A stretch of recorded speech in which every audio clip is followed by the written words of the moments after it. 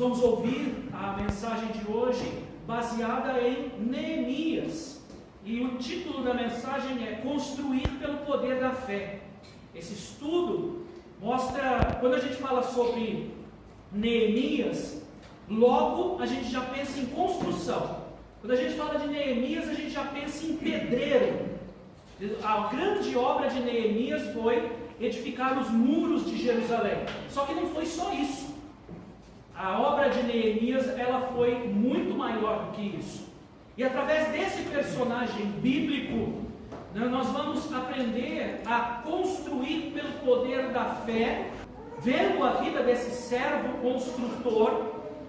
E lembrando, é óbvio, quando nós vemos e ouvimos falar sobre Neemias, logo a gente pensa na nossa igreja, a construção da nossa igreja. Nós estamos no nosso mês de missões e semana passada o pregador ele trouxe uma mensagem falando sobre o trabalho missionário da igreja.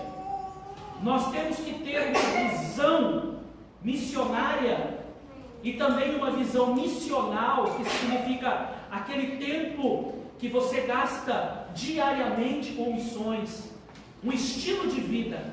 Missões está no DNA da igreja. Um salvo não faz outra coisa senão tudo o que ele faz está voltado para que outras pessoas conheçam a Cristo. Viver uma vida missional. E a igreja também deve fazer missões, investindo financeiramente na vida daqueles que vão para os lugares aonde nós não conseguimos alcançar. Então a igreja precisa fazer missões, e fazer missões nada mais é do que ganhar almas para Jesus em todos os lugares, seja na padaria que você frequenta, seja lá no HC em Ribeirão Preto, seja na viagem que você faz para o sul de Minas, seja para ir no Chile, seja no Afeganistão, seja na Índia. E aí nestes lugares mais distantes, como que eu vou fazer para chegar até lá? Através de missões. Eu vou apoiar aqueles que já estão lá. Através de Neemias, o servo construtor, a gente começa a pensar em um dos pontos em que esta igreja faz missões. As missões que nós fazemos, por exemplo, no ato de construir um prédio. Quando construirmos este prédio, o local é maravilhoso, aquele local. Eu passei, toda vez que eu venho eu passo, dou uma volta aí às vezes, fico olhando, imaginando as letras feitas de aqueles alumínio, um LED atrás. Até pesquiso na internet o tempo todo essas coisas e fico imaginando a fachada, fico imaginando as pessoas à noite chegando, entrando na igreja, fico imaginando quantas pessoas podem ter as suas vidas transformadas através desse projeto, que é um entre vários que esta igreja trabalha.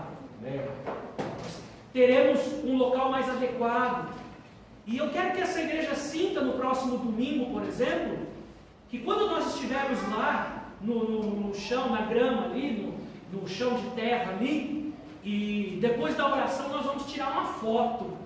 E essa foto vai ficar para a memória da igreja. Quero até fazer um quadrinho, talvez. O primeiro culto que nós tivemos lá no local da nossa igreja. E aí vai estar todo mundo lá. A gente pede para alguém bater foto, porque eu quero sair na foto também.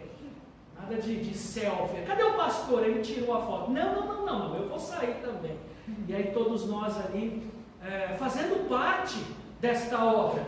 Irmãos, nós precisamos alcançar vidas, seja construindo um local mais adequado para os cultos, seja um evangelismo pessoal em que você fala do amor de Cristo para as pessoas, seja através dos missionários que já estão no campo. Construir. E quando a gente fala de construir, irmão Sidney, a gente não está falando só de cimento, tijolo, alicerce, argamassa. Nós estamos falando de construir, ou talvez reconstruir vidas. Porque tudo que fazemos visa não só edificar prédios, mas edificar vidas, ou reconstruir vidas destruídas. Por isso que o tema desta mensagem é reconstruir pelo poder da fé. Aqui nós encontramos no texto de Neemias, capítulo 1, versículo de 1 a 4, e depois o verso 11, e depois o verso 6 e o verso 15, tá bom? Diz assim: as palavras de Neemias, filho de Acalias, no mês de Quisleu. O mês de Quisleu é mais ou menos novembro, tá bom? Quisleu no calendário judaico, novembro no calendário ocidental, né, nosso. No 20º ano, enquanto eu estava na cidade de Suzã, Hanani, um dos meus irmãos, veio de Judá com alguns outros homens, e eu lhe perguntei acerca dos judeus que restaram, os sobreviventes do cativeiro, e também sobre Jerusalém. E eles me responderam: aqueles que sobreviveram ao cativeiro e estão lá na província passam por grande sofrimento e humilhação. O muro de Jerusalém foi derrubado, as suas portas foram destruídas pelo fogo. Quando ouvi estas coisas, sentei-me e chorei. Passei dias lamentando, jejuando e orando ao Deus dos céus. Senhor, que os teus ouvidos estejam atentos à oração deste teu servo e à oração dos teus servos que têm prazer em temer o teu nome. Faze que hoje este teu servo seja bem sucedido, concedendo-lhe a benevolência deste homem. O muro ficou pronto, versículo 15, no dia 25 de Elul. Elul é mais ou menos agosto, em 52 dias. Essa semana eu estava em casa, 5 horas da manhã, e eu recebi um telefonema. Quando eu olhei, a Vanessa levou um susto, era a vizinha da igreja. A vizinha da igreja ligando para nós, quase 5:30 da manhã. A gente tomou um susto, e aí atendeu, e ela falou: olha, estou tentando ligar para o pastor Diogo e não estou conseguindo falar com ele. Entraram na igreja, arrebentaram a porta e entraram na igreja. Peguei o carro e fui lá correndo, né? Cheguei lá, a porta estava aberta, eu entrei, o forro todo abaixo do hall de entrada. Quem conhece lá, né? O hall de entrada, o forro todo abaixo, tudo caído no chão. Pegaram o extintor de incêndio, bateram na porta de vidro, arrebentaram a porta de vidro, entraram no salão, arrancaram fios, só não conseguiram levar o data show, porque o data show ele tem uma gaiola presa, né, com um suporte acorrentado, né, cadeado. Fizeram uma lâmpada, levaram um monte de coisa lá, arrebentaram, sujaram. Sabe, ali foi a minha casa durante muitos anos. Eu morei ali. Hoje eu estou alugando uma outra casa e ali é só a igreja. Dali a pouco o pastor Diogo chegou também. Chamamos a polícia, fizemos um boletim de ocorrência. Você já imaginou o sentimento de alguém entrando na sua casa? Você chegando em casa e vê tudo arrebentado e alguém arrombou, roubou tudo, sujou tudo e levou as suas coisas embora. Você está conseguindo mais ou menos, eu não sei se isso já aconteceu na sua vida, mas você está conseguindo mais ou menos sentir o que eu estou transmitindo para os irmãos? Na vida aqui de Neemias, não foi muito diferente. E nós encontramos aqui essa situação que pode nos inspirar para aquilo que Deus quer nos ensinar hoje à noite.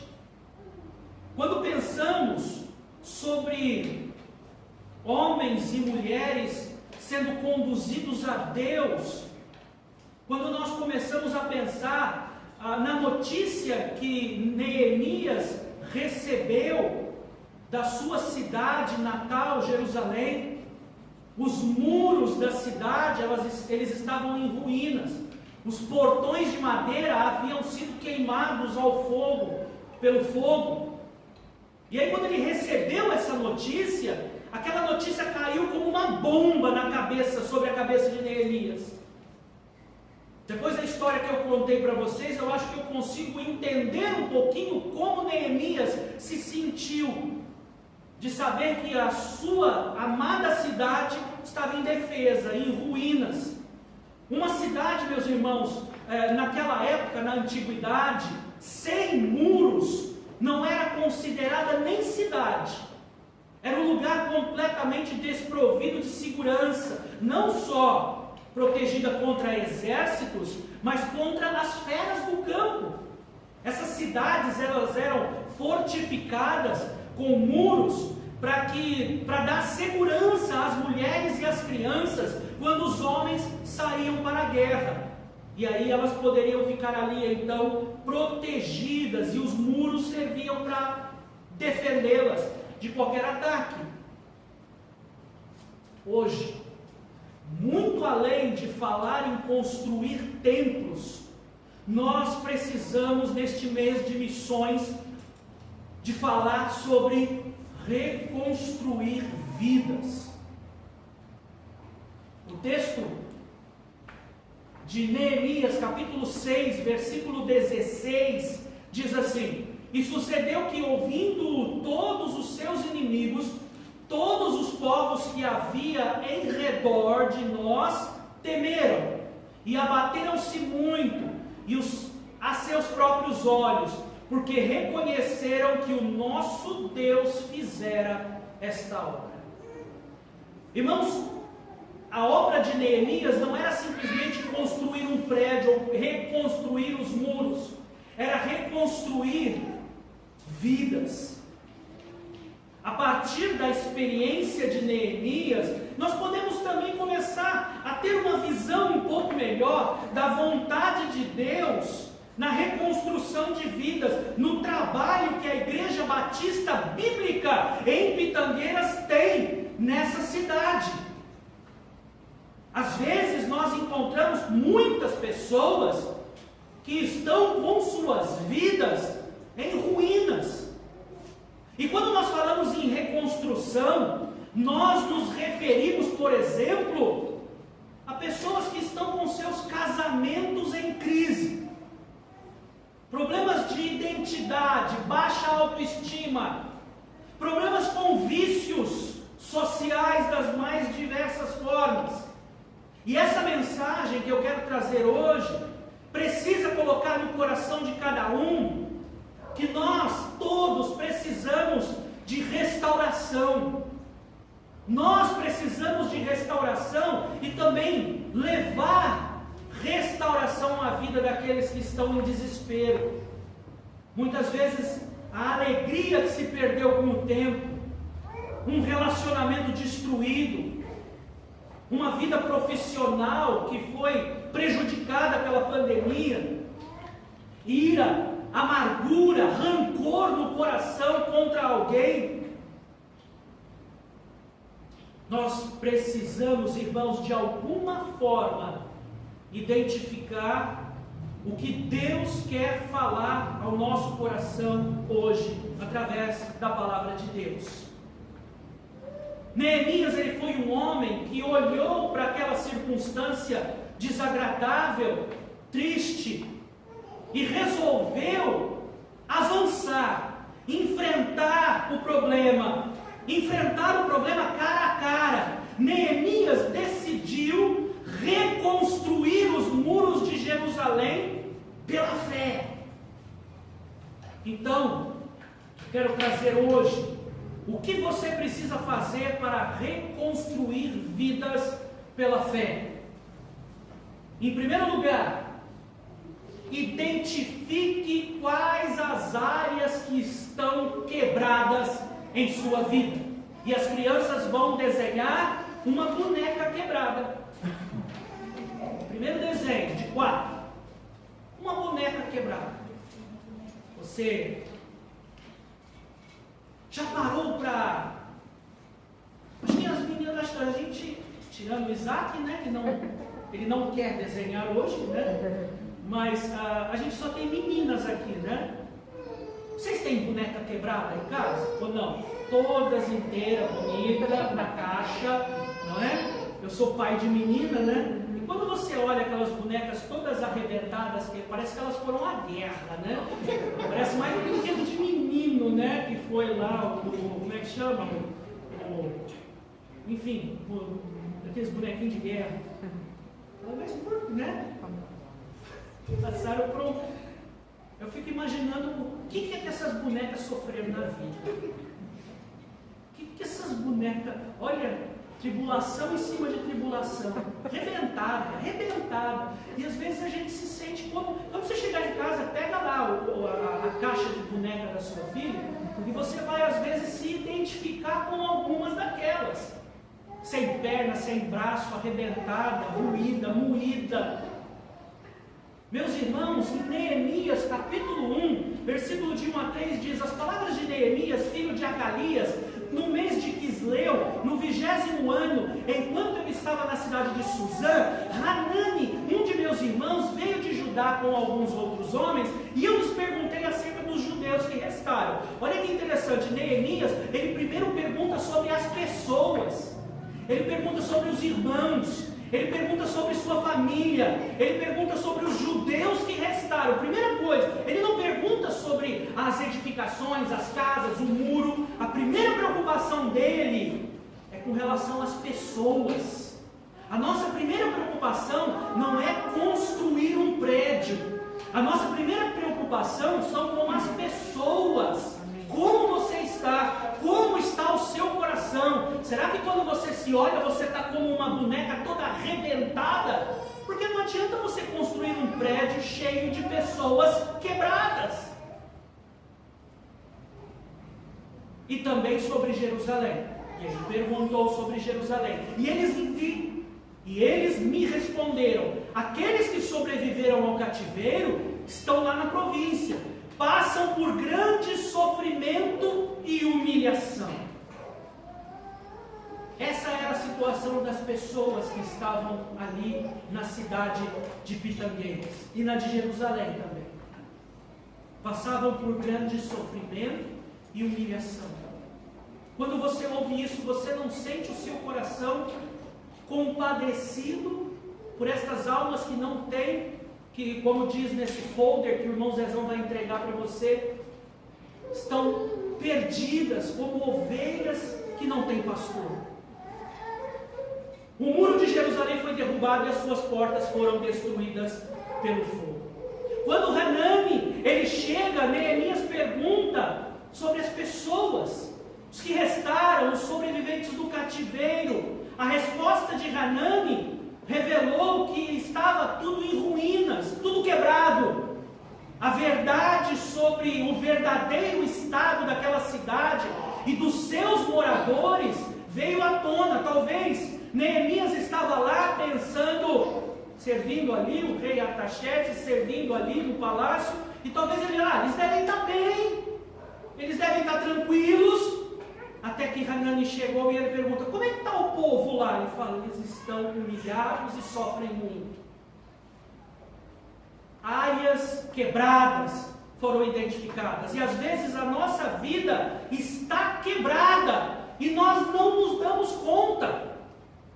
É um perigo muito grande quando nós estamos quebrados e a gente continua agindo como se nada tivesse acontecido, maquiando a situação. Quando você sente uma dor muito forte, você corre e procura um médico. Mas espiritualmente, às vezes demora anos, e às vezes a pessoa nem procura uma clínica pastoral, procura um aconselhamento com um pastor, e vai levando a vida,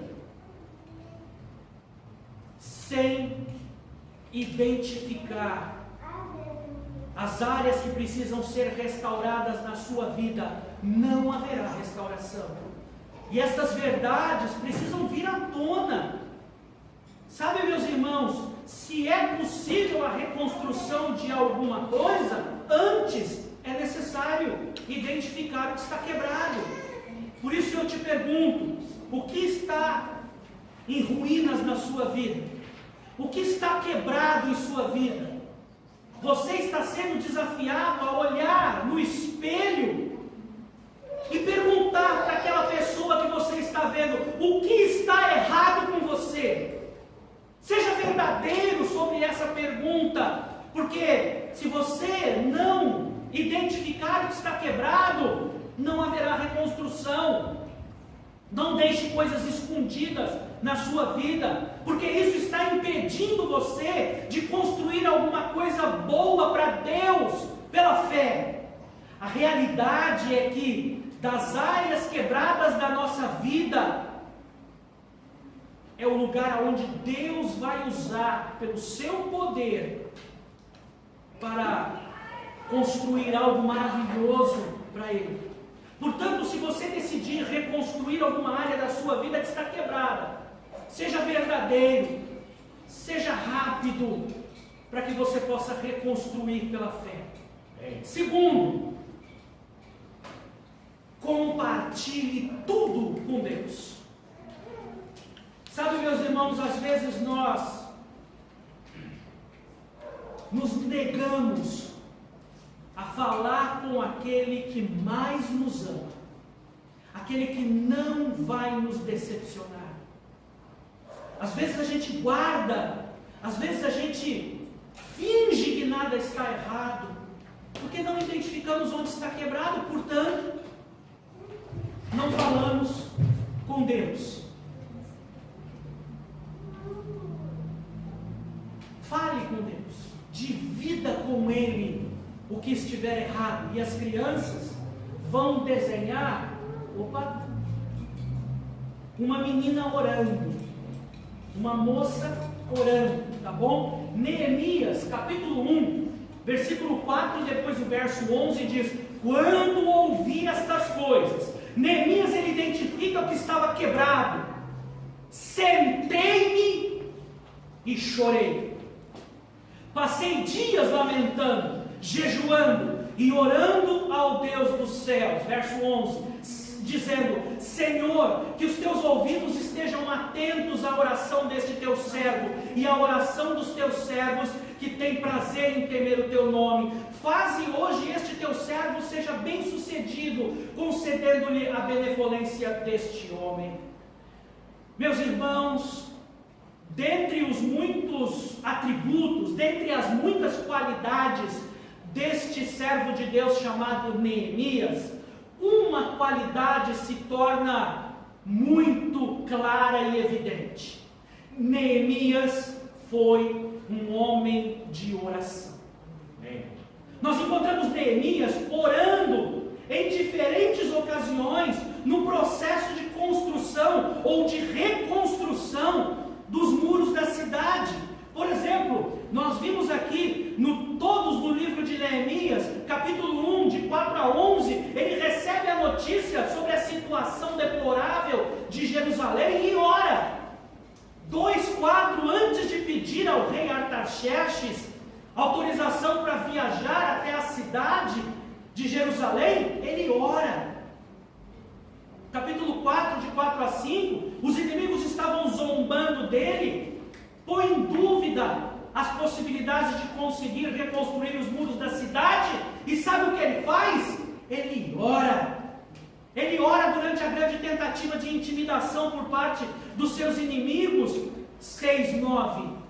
No capítulo 9 nós vimos que por ocasião ele faz confissão pelos pecados do povo de Israel e coloca todo mundo em oração, mais ou menos como nós vamos fazer lá domingo que vem. Os versículos 13, 14, 22 e 29, todas as vezes que ele tem alguma decisão, seja política, social, religiosa, com relação à reconstrução dos muros, em todas as oportunidades, ele ora. Meus irmãos, Deus sempre ouvia Neemias falando. Neemias, ele compartilhava tudo com Deus. Ele dividia tudo com o seu Senhor. E durante e depois da reconstrução dos muros de Jerusalém, Neemias sabia que desde o início, Deus era o seu maior incentivador, era o seu maior aliado. Deus, meus irmãos, era o maior interessado para que aqueles muros fossem reedificados, quem você acha que é o maior interessado para que nós construamos um local para a honra e glória de Deus ali naquele bairro? É Deus. Amém. Mas infelizmente nós só lembramos de orar quando nós nos sentimos fracos, quando nós temos uma necessidade, como se orar fosse o último recurso, como se fosse a última cartada. Eu já tentei de tudo, então só agora eu vou orar. Meus irmãos, a oração deve ser vista como o primeiro passo, não aquilo que resta, não, mas como tudo que nós temos. Mesmo quando nós achamos que nós estamos completamente supridos ou sabemos fazer todas as coisas, não existe reconstrução de vidas pelo poder da fé se nós não compartilharmos tudo com Deus. E quando nós oramos, nós estamos mostrando que confiamos em Deus. A oração é um presente de Deus a nós. Ele mesmo nos deu essa capacidade de falar com Ele. Neemias, ele reconstruiu então pelo poder da fé aquela obra baseada, regada em oração. O Deus de Neemias era o centro de tudo, era a fonte da sua energia, era aquele com quem ele confiou e compartilhou tudo. E a Bíblia diz que o trabalho foi bem sucedido, ele venceu. E eu pergunto para você hoje, o que você precisa compartilhar com Deus hoje? Você tem alguma tristeza? Alguma fraqueza? Não espere muito para você falar com Deus. Deus tem prazer em ouvir as nossas orações.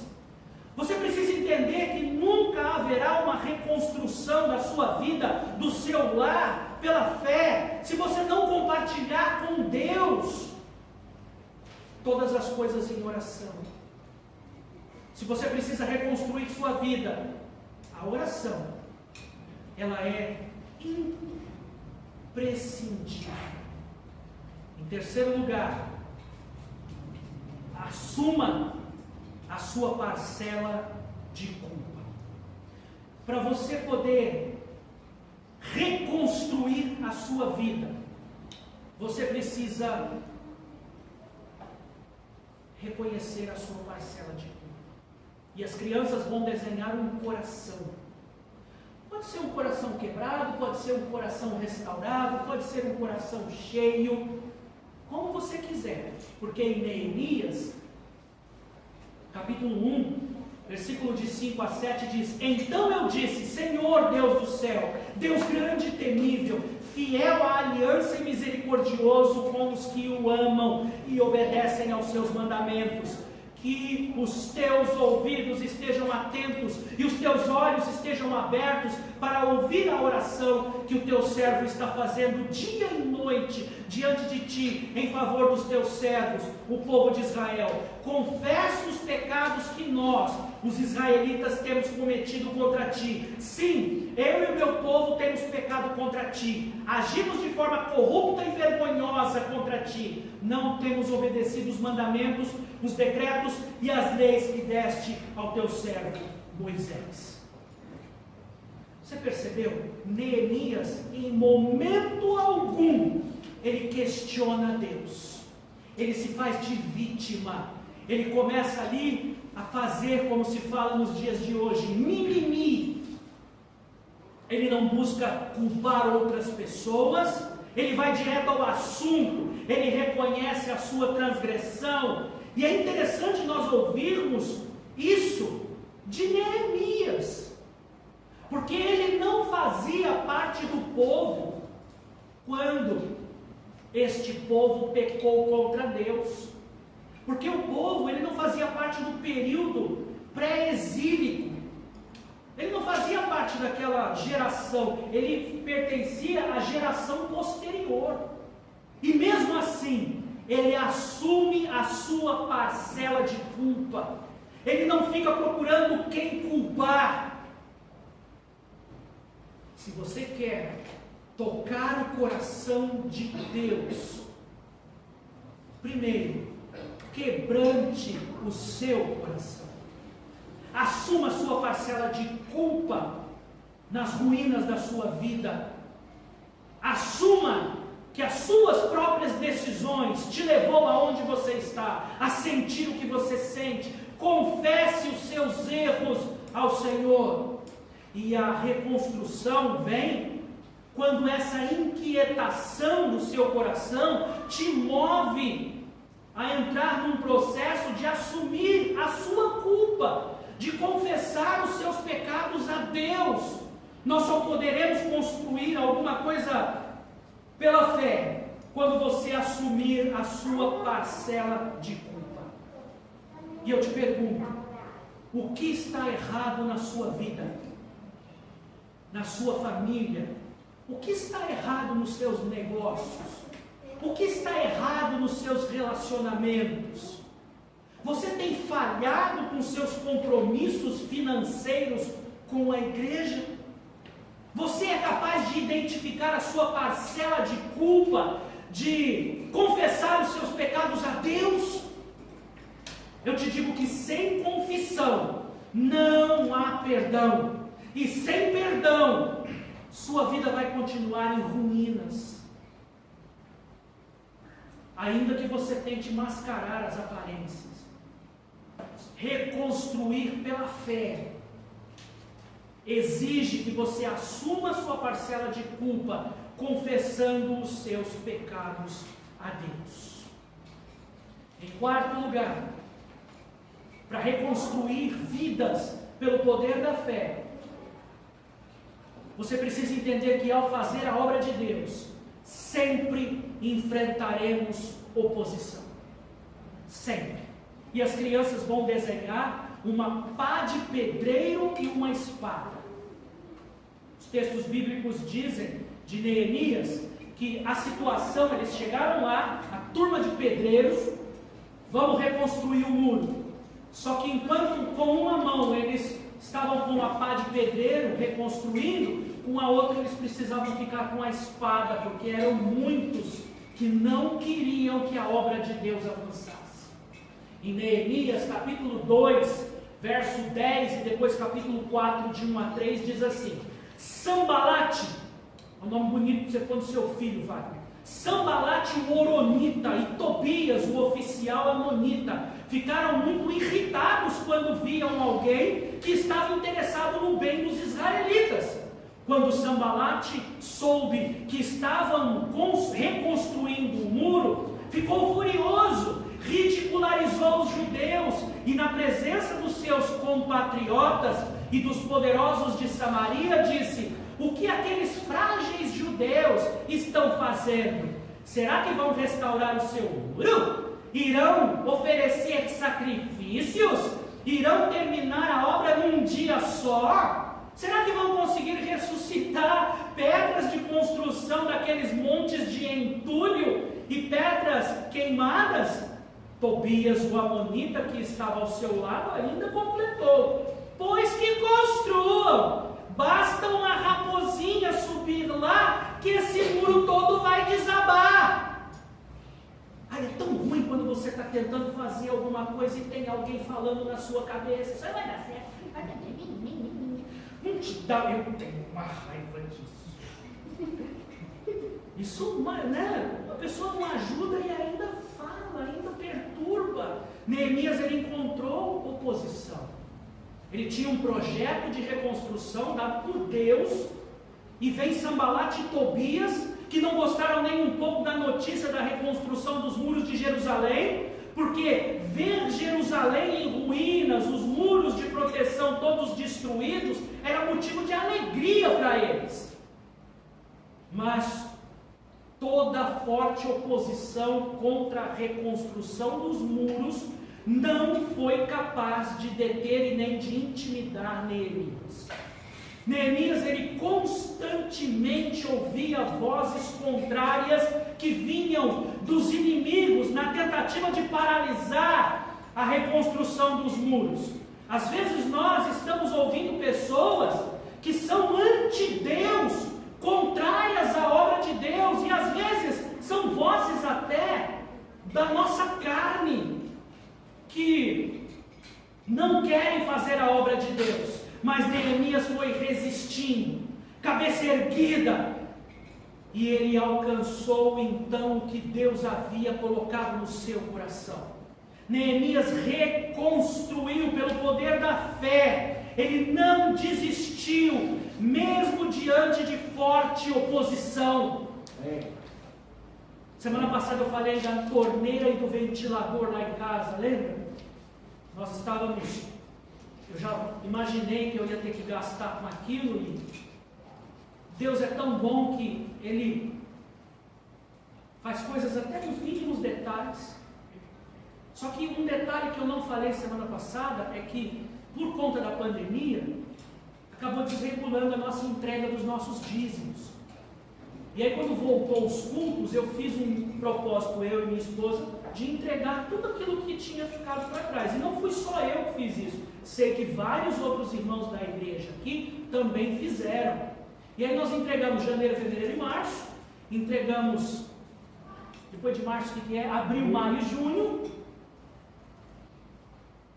E aí vieram algumas notícias que nós teríamos que devolver o carro.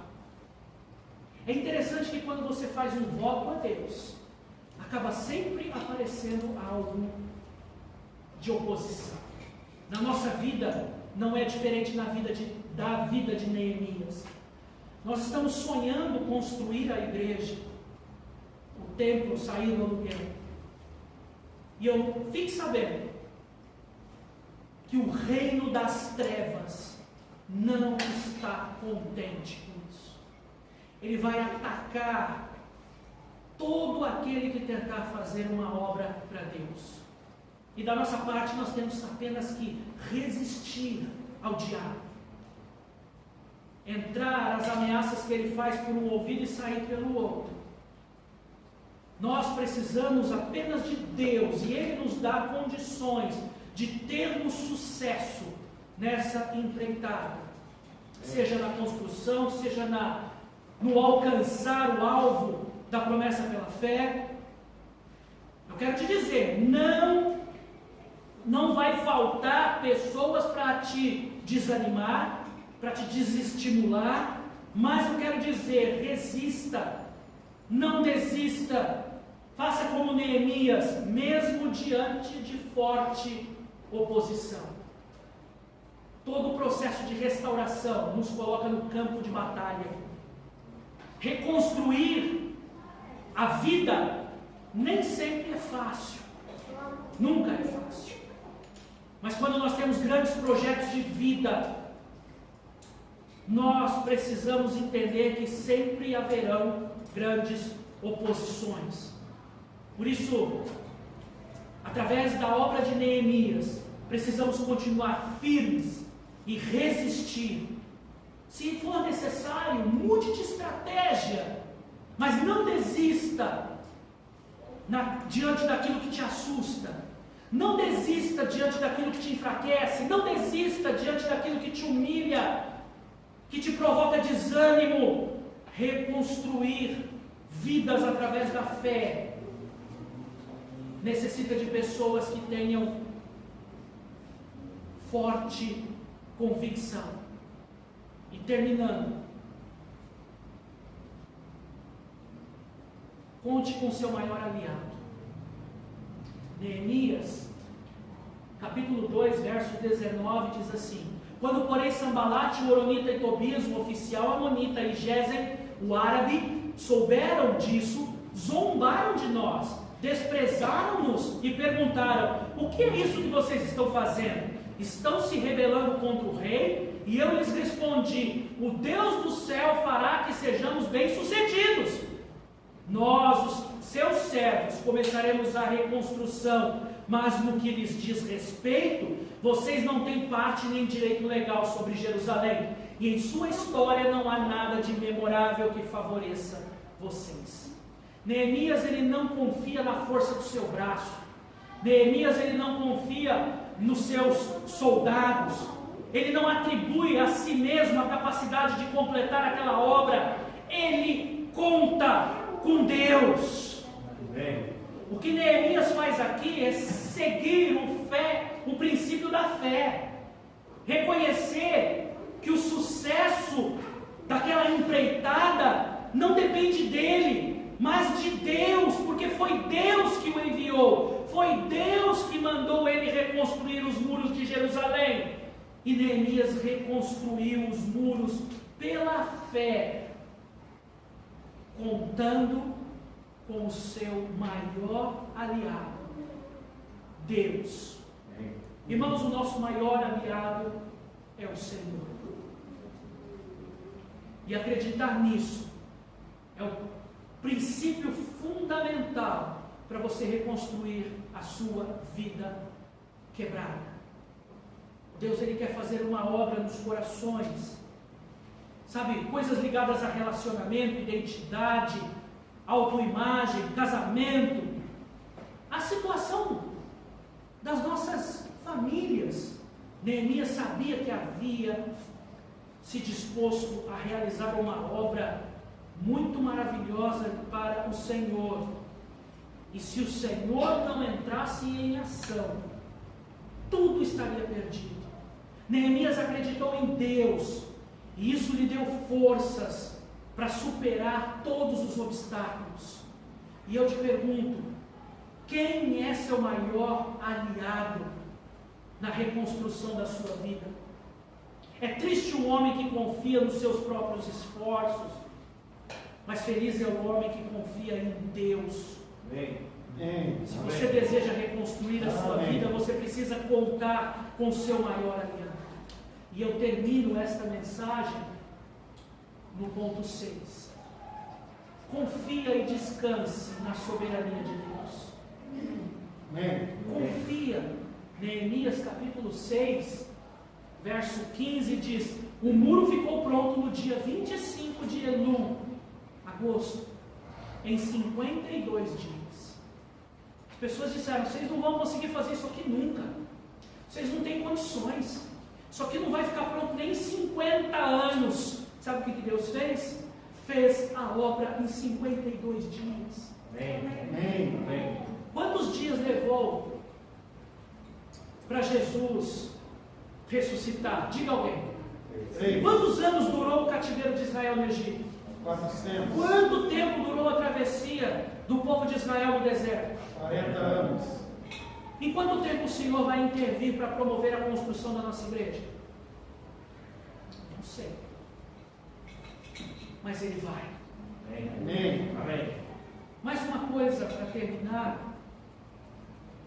Antes de nós construirmos qualquer coisa, qualquer prédio, antes de nós nos comprometermos mais uma vez com os nossos missionários, nós precisamos reconstruir nossas vidas. O princípio da soberania de Deus estabelece que Ele está no controle de todas as coisas.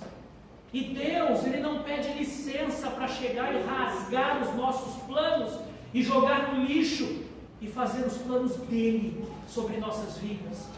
Nós não sabemos quanto tempo vai durar cada processo, nós não sabemos como Deus fará todas estas coisas, mas nós sabemos que o nosso Deus, Ele reina. O nosso Deus, Ele está no controle de todas as coisas.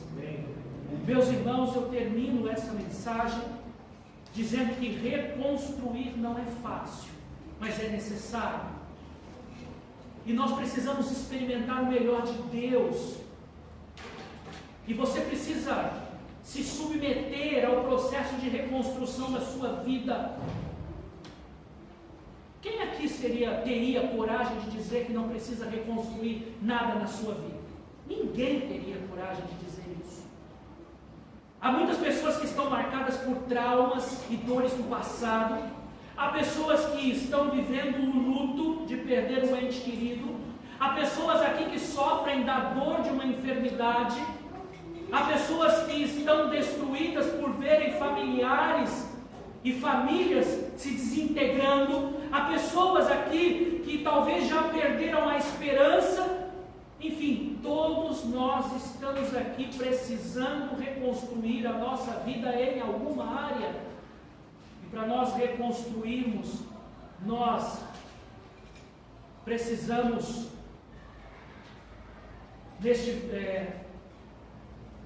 identificar as áreas quebradas da nossa vida. Segundo, compartilhe tudo com Deus. Terceiro, assuma a sua parcela de culpa. Não desista mesmo diante de forte oposição. Conte com o maior dos aliados. Confie e descanse na soberania de Deus. Irmãos, nós temos muito o que fazer.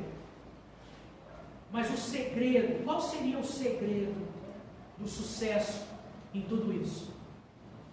Para nós fazermos alguma coisa para Deus, antes, nós precisamos reconstruir vidas. E tudo se resume em Neemias 4:6, que diz assim: nesse meio tempo fomos reconstruindo o muro. Eles estavam trabalhando, até que em toda a sua extensão chegamos à metade da sua altura. E veja aqui, pois o povo estava totalmente dedicado ao trabalho. Amém. Se nós não tivermos corações dedicados, se nós não tivermos pessoas envolvidas e animadas, pessoas que antes reconstruíram suas vidas pela fé na vontade de Deus, nós não vamos conseguir ir adiante neste projeto tão maravilhoso que é promessa pela fé, neste projeto de termos um local mais adequado para os nossos cultos, ganhar almas, influenciar vidas. Tudo começa pela sua vida, por aquilo que você vai fazer hoje, pela mensagem que Deus falou ao seu coração. Vamos orar. Pai amado, nós te agradecemos, ó Deus, oramos, te louvamos, ó Senhor, por tudo que o Senhor tem feito nas nossas vidas. Pai, muitos de nós precisam reconstruir certas áreas que estão machucadas, estão em ruínas. Por isso, ó Deus, peço que o Senhor ajude o teu povo, para que nós possamos nos reerguer, como Neemias reergueu a cidade de Jerusalém. O mesmo Deus poderoso pode reerguer as nossas vidas, pode fazer com que cada um que está aqui, se estiver com sua vida em algum ponto quebrada, que possa ser reconstruída e a alegria de te servir possa voltar. Em nome de Jesus eu oro e te agradeço. Amém.